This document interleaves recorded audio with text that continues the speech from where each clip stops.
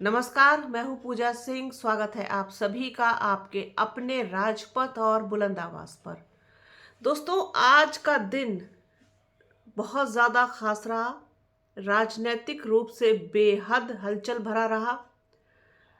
कारण था बसपा सुप्रीमो मायावती का जन्मदिन, और उससे भी ज़्यादा इसलिए खास रहा कि बहुत सारे लोग टकटकी लगाकर देख रहे थे, सुन रहे थे, इंतजार कर रहे थे कि क्या कुछ ऐलान करेंगी बसपा सुप्रीमो मायावती अपने जन्मदिन के अवसर पर।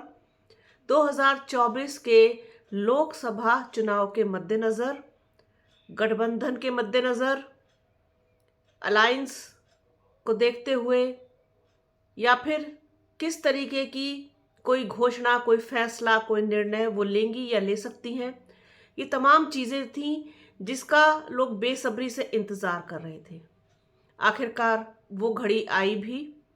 अपने लखनऊ के कार्यालय पर उन्होंने प्रेस कॉन्फ्रेंस आयोजित की बाकायदा, और अच्छी खासी अवधि की प्रेस कॉन्फ्रेंस थी, लंबी थी, जो उनकी अमूमन होने वाली प्रेस कॉन्फ्रेंसेस से बड़ी थी।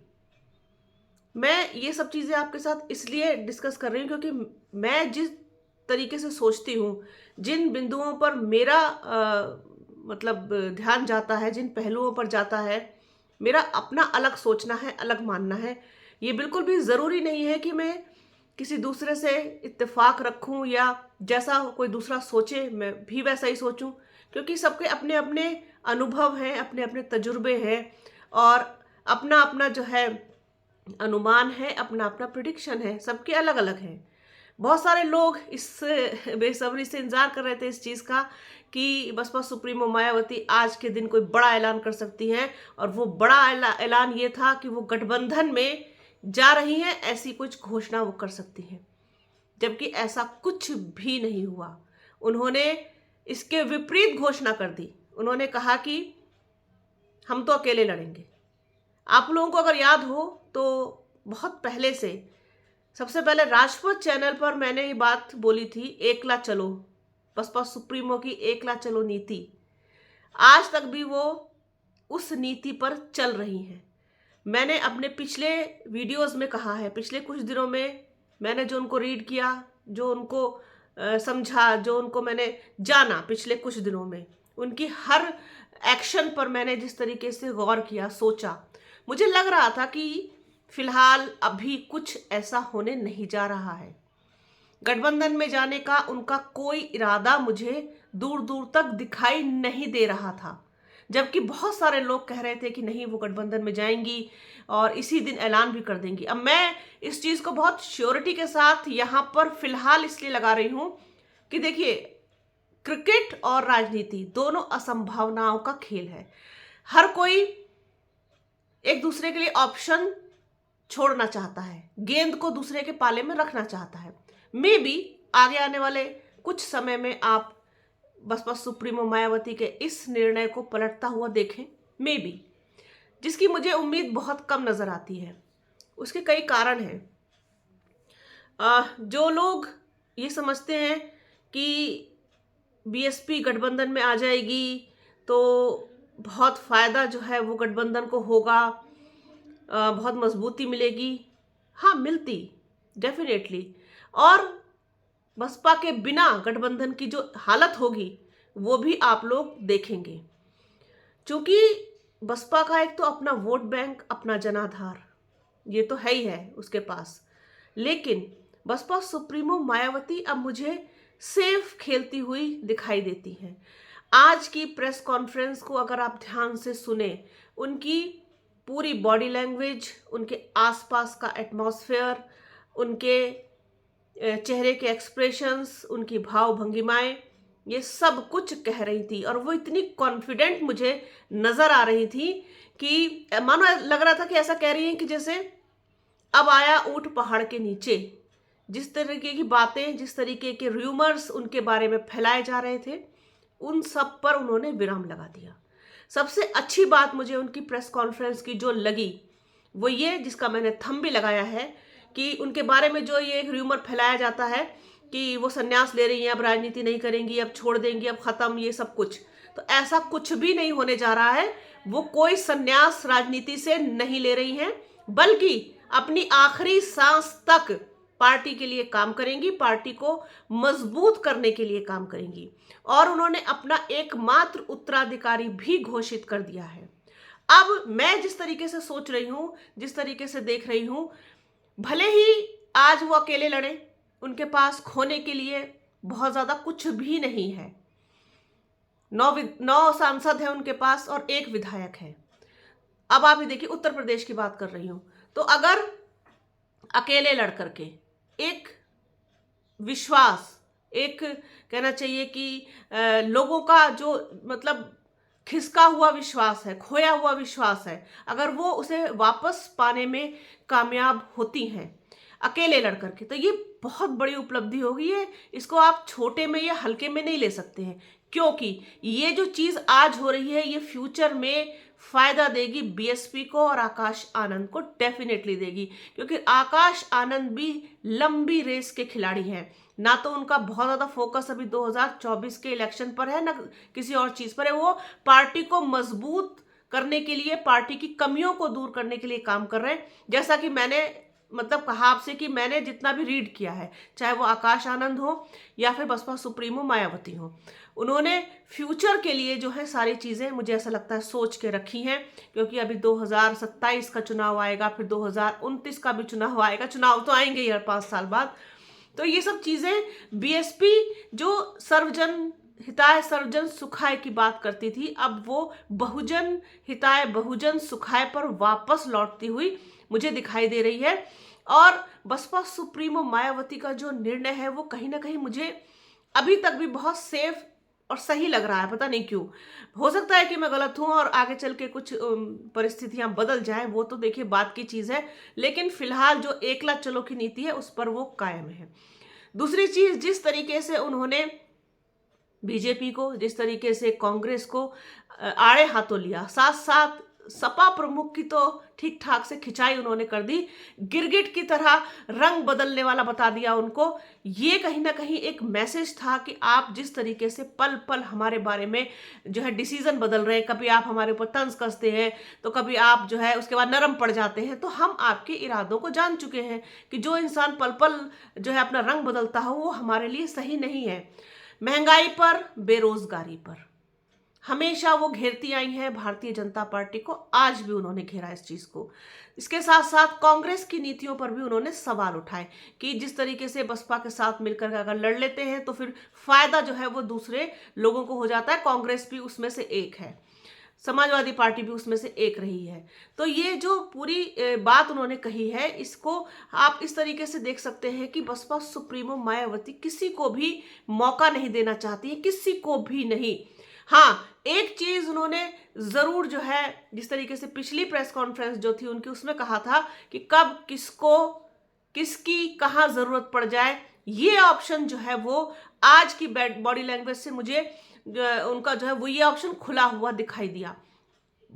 जो उन्होंने कहा, जिस तरीके से सारी बातों को रखा, सारी चीज़ों को उन्होंने जिस तरीके से कलेक्ट करके और इतनी खूबसूरती के साथ रखा है, इतनी फ्लोलेस तरीके से रखा है, इतने कहना चाहिए मार्वलेस तरीके से रखा है। मुझे आज का उनका अंदाज, उनका अटायर, उनका सब कुछ मुझे बहुत बहुत आज बहुत अच्छा लगा, बहुत पॉजिटिव लगा। और कहना नहीं चाहिए मुझे कि मैं यहाँ इस प्लेटफॉर्म पर बैठकर इस तरीके से कहूँ कि विपक्ष के जैसे होश उड़ गए। ठीक है, विपक्ष के पूरी तरीके से होश उड़ गए कि आप बसपा सुप्रीमो मायावती को इतने हल्के में ले रहे थे कि आप जब चाहेंगे, जितना चाहेंगे, जैसे चाहेंगे उनको आप सीट शेयर देंगे, उनको परसेंटेज देंगे और अपनी तरीके से उनको चलाने की कोशिश करें। तो माफ कीजिएगा, बता दें आपको, बसपा सुप्रीमो मायावती अपने तरीके से चलाना जानती है, ना कि वो दूसरों के तरीके से चलती हैं। उनके पास खोने के लिए कुछ भी नहीं है, तो उनको चिंता करने की जरूरत ही नहीं है। अपना आधार जिसको बचाना है, अपना अस्तित्व जिसको बचाना है, अपनी लड़ाई जिसको लड़नी है, जिसको, वो चिंता करें। बसपा सुप्रीमो या बीएसपी क्यों चिंता करे इस चीज की? ये जो सारी चीजें उन्होंने कही हैं, इसका मतलब मुझे तो यही समझ में आया कि जिस तरीके से उन्होंने सारी बातों को रखा है, उन्होंने ईवीएम पर भी सवाल उठाए हैं। सबसे बड़ी चीज़ ये है कि हो सकता है कि भविष्य में आप इसमें कुछ चेंजेस देखें, हो सकता है इलेक्शन ईवीएम से ना हो, इस बार का ना सही तो अगली बार का सही, और हो सकता है कि ईवीएम में बदलाव ना हो तो कुछ और दूसरे चेंजेस हो। ये चीज़ हो गई। इसके अलावा जिस तरीके से वो हमेशा से बात करती हैं गरीबी पर, महंगाई पर, बेरोजगारी पर, दलितों पर, पिछड़ों पर, वंचितों पर, शोषितों पर, आदिवासियों पर, महिलाओं पर, दूसरे धार्मिक अल्पसंख्यकों पर, सब पर उन्होंने खुलकर बोला है, खुलकर बात रखी है। साथ ही साथ एक और बड़ा दिलचस्प सेंटेंस उन्होंने कहा है कि अब फ्री में किसी को कुछ नहीं मिलेगा, क्योंकि जिस तरीके से आप बसपा को आप यूज करते हैं बाहर से समर्थन देने का या फिर पहले से शामिल कर लेने का, उस तरीके से नहीं। अब पोस्ट पोल हो जाने के बाद वो देखेंगे कि किस तरीके से किसका क्या रिजल्ट रहा। अगर वो उस स्थिति में हुई, उस स्थिति में आती हैं, तभी वो सबकी पोजीशन देख करके ही कोई फैसला लेंगी, कोई निर्णय करेंगी और उसको समर्थन फिर उस तरीके से दिया जाएगा और अपनी शर्तों पर दिया जाएगा। ये जो कहना है उनका कि फ्री में अब कुछ नहीं मिलेगा, तो ये चीज उन्होंने क्लियर कर दी कि अब इस मुगालते में मत रहिएगा कि बीएसपी आपको यूं ही कुछ दे देगी। तो ये चीज भी उन्होंने क्लियर करी। इसके साथ साथ बहुत सारी जो कयासों की जो दुनिया में लोग जी रहे थे, उन सारे कयासों पर फिलहाल उन्होंने विराम लगा दिया है। अब सुबह से इस बात पर बेहद जो है चर्चा है और बहुत हलचल मची हुई है। हर चैनल पर यही चल रहा है कि बसपा सुप्रीमो मायावती ने ऐसा फैसला लिया है, वो अकेले लड़ेंगी। इसके पीछे क्या कारण हो सकता है? अरे पीछे कौन सा कारण होगा? अभी आपने आकाश आनंद का लेटेस्ट वीडियो नहीं देखा जो उन्होंने मिस्ड कॉल वाला जारी किया है? कांग्रेस और बीजेपी दोनों को घेरते हुए और उस पर सवाल खड़े करते हुए नजर आए हैं वो। तो कहने का मतलब तो ये भी था, कहीं ना कहीं ये मैसेज था कि हम गठबंधन में नहीं जा रहे हैं। जिन लोगों की मंशा बहुत हाई है, जिन लोगों का कहना चाहिए कि ईगो बहुत ज्यादा है, अगर आप बसपा सुप्रीमो मायावती को लाना चाहते थे तो आप उनको आग्रह करके मना करके ला सकते थे, उनको इनवाइट करके ला सकते थे। लेकिन आपके तो कोई कहीं दूर दूर तक भी इस तरीके की कोई इच्छा जो है दिखाई नहीं दे रही है। आप तो उन पर तंज कसते हुए दिखाई देते हैं। और यहाँ पर भी बहुत सारे हेटर्स मुझे ट्रोल भी करेंगे कि मैं भक्त हूं, मैं किसी की भक्त वक्त नहीं हूं। जो बात जिसकी सही लगती है वो सही को सही कहती हूं मैं, इसीलिए लोग मुझे बुरा कहते हैं। अगर आज की उनकी प्रेस कॉन्फ्रेंस उनके विपक्ष के लोग भी सुनेंगे तो बिल्कुल इस चीज के लिए मुरीद हो जाएंगे बसपा सुप्रीमो मायावती के कि किस तरीके से उन्होंने पूरी बातें कही हैं और बेहद दिलचस्प और बड़े मजेदार अंदाज में कही है। मतलब सुन करके देख करके मन खुश हो गया। मैं भी इस चीज का बड़ा इंतजार कर रही थी बेसब्री से कि जो है कुछ अनाउंसमेंट गठबंधन वाला होगा। हालांकि मैं जानती थी कि नहीं होगा, लेकिन मैं देखना चाहती थी क्योंकि मुझे कुछ लोगों को जवाब देना था इस चीज के लिए कि गठबंधन में मुझे जाती हुई फिलहाल बसपा सुप्रीमो मायावती नहीं दिखाई दे रही है। खास तौर पर जब से उन्होंने आकाश आनंद को अपना उत्तराधिकारी बनाया है उसके बाद से। बहुत सारे लोग मेरी बात से सहमत होंगे, बहुत से लोग नहीं भी होंगे, बल्कि बहुत ज्यादा लोग होंगे जो नहीं सहमत होंगे, तो उससे मुझे कोई फर्क भी नहीं पड़ता। जैसा कि मैंने शुरू में कहा है, मेरी अपनी राय है, मेरा अपना सोचना है, चीजों को देखने का मेरा अपना नजरिया है। जितना भी मैं जानती हूँ, जितना मेरा अनुभव है बसपा का, बसपा सुप्रीमो मायावती का हो, चाहे वो अखिलेश यादव का हो, राहुल गांधी का हो, थोड़ी बहुत राजनीति की मामूली सी समझ मैं भी रखती हूं, पर अपने तरीके से रखती हूं। अपने तरीके से अपनी चीजों को देखने की, उनका विश्लेषण करने की सलाहियत है मेरे अंदर, थोड़ी सी तो है, तभी तो आप लोगों के सामने वीडियो कर पाती हूं और आप लोग खूब पसंद भी उस चीज को करते हैं। बहुत सारे लोग कहते हैं इस चीज को कि भविष्यवाणी जैसा कर देते हैं कि ऐसा होगा। मैं हमेशा ये चीज को कहती हूँ कि भविष्यवाणी मत कीजिए, किसी भी चीज की करना है तो विश्लेषण कीजिए, उस पर चर्चा कीजिए, बात कीजिए। इस ये ऐसा उन्होंने कहा तो क्यों कहा होगा, इसके क्या मायने हो सकते, आप उसका मायने ही कुछ और बदल के रख देते हैं सब लोग मिलकर के कि कयासों की दुनिया ने मतलब समझ लीजिए कि हद पार कर दी थी। मतलब अगर अखिलेश यादव मुस्कुरा भी रहे हैं तो कि अब वो मुस्कुरा रहे हैं, इसका मतलब मायावती से कोई बात चल रही है। राहुल गांधी कोई मैसेज करने का सोचते हैं या वो भी मुस्कुरा देते हैं तो मायावती से बात चल रही होगी। सोनिया गांधी से बात हो चुकी है, प्रियंका गांधी के संपर्क में है, तमाम चीजें इस तरीके की क्या मतलब मचा के रखा हुआ। जो कुछ होगा, जो चीज सामने आएगी निकल के, वो आपके सामने आएगी, डेफिनेटली आएगी, सबको पता चलेगा। जैसे आज पता चल गया कि वो गठबंधन में नहीं जा रही हैं, गठबंधन को सिरे से नकार दिया उन्होंने। अकेले लड़ने की, एकला लड़ने की, एकला चलने की बात उन्होंने आज फिर से दोहरा दी है। अपने उसी स्टैंड को उन्होंने कायम रखा है। तो आप विश्लेषण कीजिए, भविष्यवाणी क्यों करते हैं? भविष्यवाणी तो अच्छे अच्छों की जो है फेल साबित हो जाती है।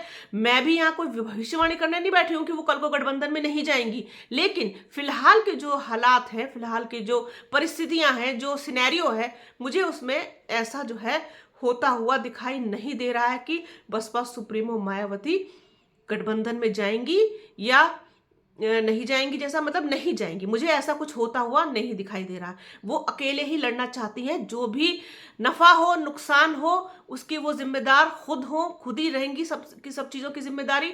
और पार्टी को मजबूत करना, पार्टी के जनाधार को बढ़ाना और कैडर के आधार पर जो है जनाधार को बढ़ाना, ये उनकी प्रायोरिटी मुझे नजर आती है। ऐसा लगता है कि भविष्य में एक बहुत अच्छा सुंदर जो है एक पाथ वो बनाना चाहती हैं बीएसपी के लिए, क्योंकि पूरी तरीके से समर्पित है इसमें। तो मैं क्या, कोई भी कहेगा तो उस तरीके से होगा जैसे सूरज को जो है रोशनी दिखाना, कि उनकी उनकी जो है समर्पित वाली जो भावना है उस पर सवालिया और निशान आप कहीं से कहीं तक नहीं उठा सकते हैं। ये तो बहुत ही बचपने वाली बात होगी। तो ये जो चीज़ थी, सुबह से मैं सबको देख रही हूँ, सबको नोटिस कर रही हूँ, चारों तरफ हाहाकार सा मचा हुआ है कि ये आखिरकार क्या हो गया। जो लोग बसपा को अहमियत नहीं देते, जो लोग बसपा को पूछते नहीं, अब उनको पता चलेगा कि गठबंधन में अगर बसपा नहीं है तो फिर क्या होगा। तो ये एक चीज़ थी, सोचा ये एक छोटा सा विश्लेषण अपनी तरफ से करूं आप लोगों के लिए कि बहुत सधी हुई, बहुत बैलेंस, लेकिन विपक्ष के मुंह पर एक बहुत करारा तमाचा जैसी प्रेस कॉन्फ्रेंस मुझे लगी। और भारतीय जनता पार्टी को भी ठीक ठाक जो है उन्होंने सुना दिया है, खास तौर पर राशन के ऊपर, कि जिस तरीके से वो लोग राशन बांट करके लोगों को गुलाम बना रहे हैं, उनकी जहनियत को गुलाम कर दिया है उन्होंने। तो ये कोई बहुत अच्छी बात नहीं है। देना ही है तो रोजगार दो, देना ही है तो रोजी रोटी दो, अपने पैरों पर खड़े होने का दम दो, ताकत दो। उन्हें अपंग क्यों बना रही है भारतीय जनता पार्टी? तो ये चीज़ थी, सोचा अपने दर्शकों के साथ इसको शेयर करूं। कैसा लगा मेरा ये एनालिसिस, ये जरूर बताइएगा। और बने रहिए राजपथ और बुलंद आवाज के साथ। हमारे चैनल को लाइक कीजिए, शेयर कीजिए, सब्सक्राइब कीजिए, बेल आइकन जरूर दबाइएगा। अपना और अपनों का बहुत ख्याल रखिए। जल्द मिलूंगी आपसे एक नए वीडियो में एक नए मुद्दे के साथ। तब तक के लिए जय हिंद।